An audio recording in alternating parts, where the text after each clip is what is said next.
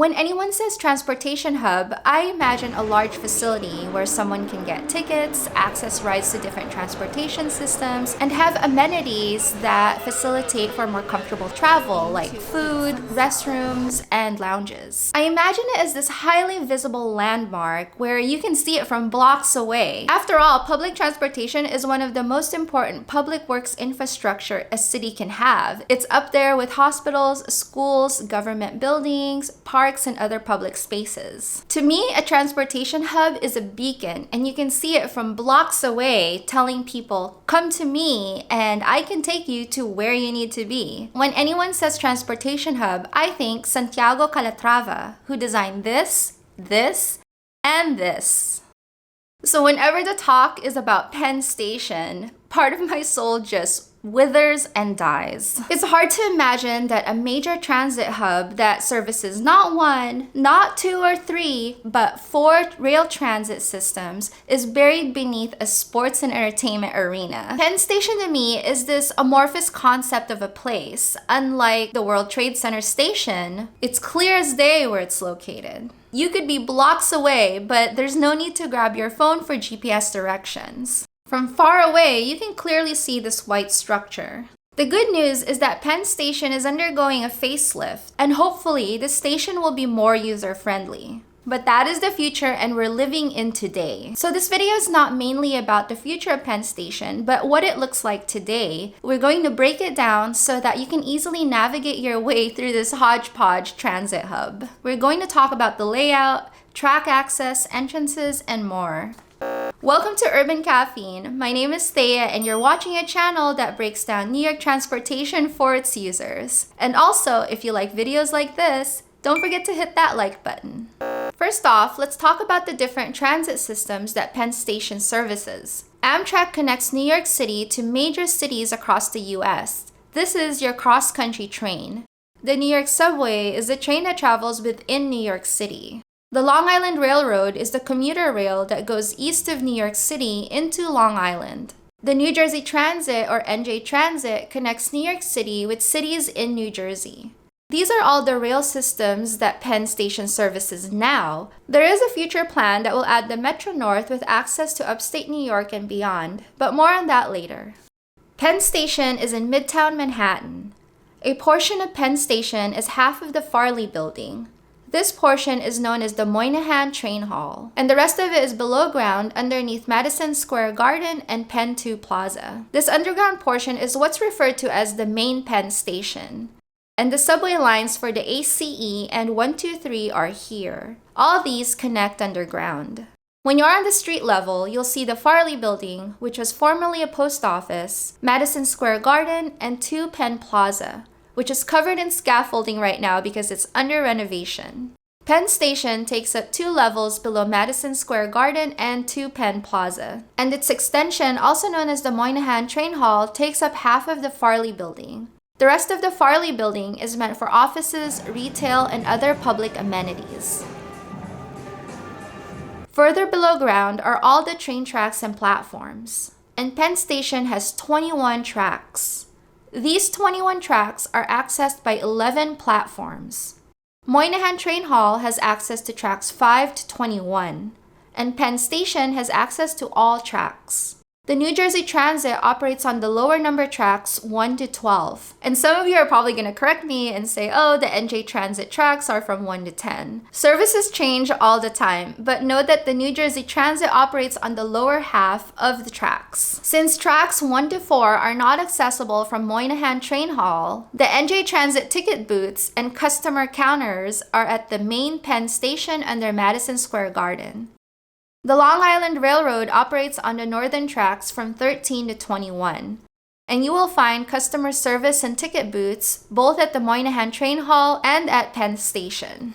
But honestly, if you're traveling on the LIRR, I suggest just going to Moynihan Train Hall. It's light years better and more organized than the current main Penn Station. As for Amtrak, it shares tracks with the NJ Transit and the LIRR on 5 to 16.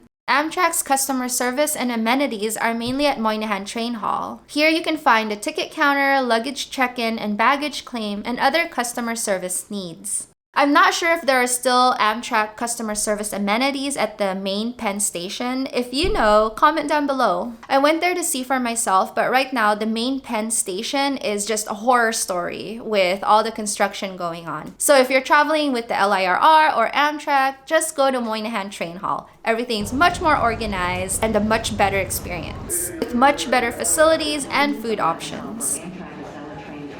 From the street, Moynihan Station has entrances on all sides of the block. Moynihan Train Hall is kind of obvious because there's a cohesive look to the building, and it's just one building on one block.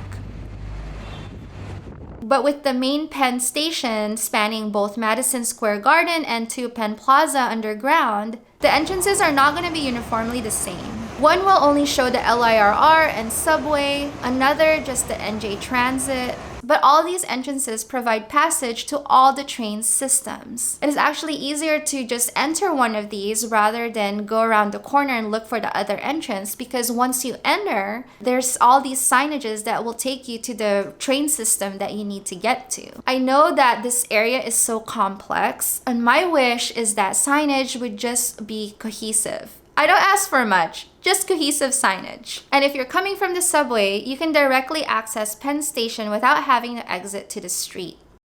For taxi service, there's a dedicated taxi stand here.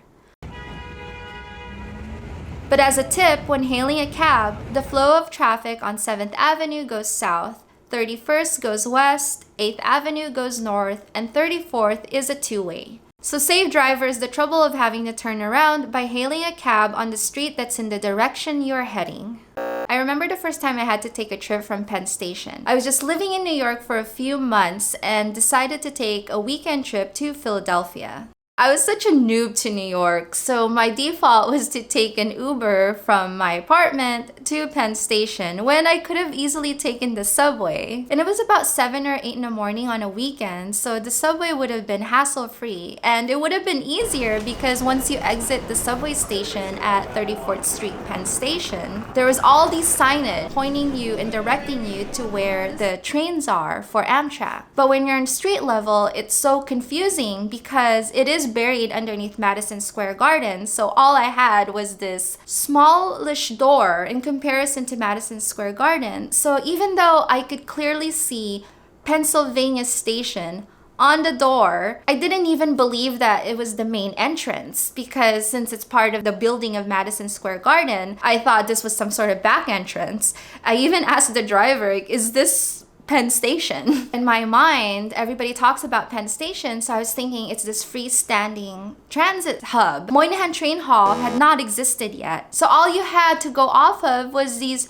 2 doors that could be entrances to Madison Square Garden. It's just weird. There's something wrong about having a major transit hub coexist with a major entertainment arena. Penn Station is this concept of a place with a borrowed landmark in the form of Madison Square Garden. It's such an important station that it deserves to be seen. It deserves its own landmark. Yes, it has Moynihan Train Hall as its head house, but Moynihan Train Hall is just the extension of Penn Station. It doesn't even have ticket booths for all the train stations in Penn Station. And what's sad is the main Penn Station used to be its own landmark back in the day. It was originally its own freestanding station back in the early 1900s, but it was torn down and Madison Square Garden now stands in its place. However, the station underneath Madison Square Garden is part of the original Penn Station.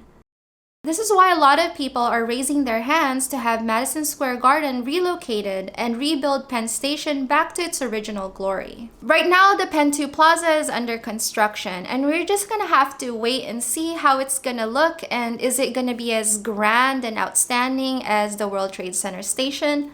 Who knows? Another plan for Penn Station is the Penn Station Access, where it can service the Metro North trains, which is another transit system that goes north of New York City. Think of the Long Island Railroad and Metro North as complementary systems servicing 2 land masses of New York State. But all these plans are in flux, and we all know it's not real until it's built and the ribbon is cut. So until then, we work with what we got. At least half of what we got is nice.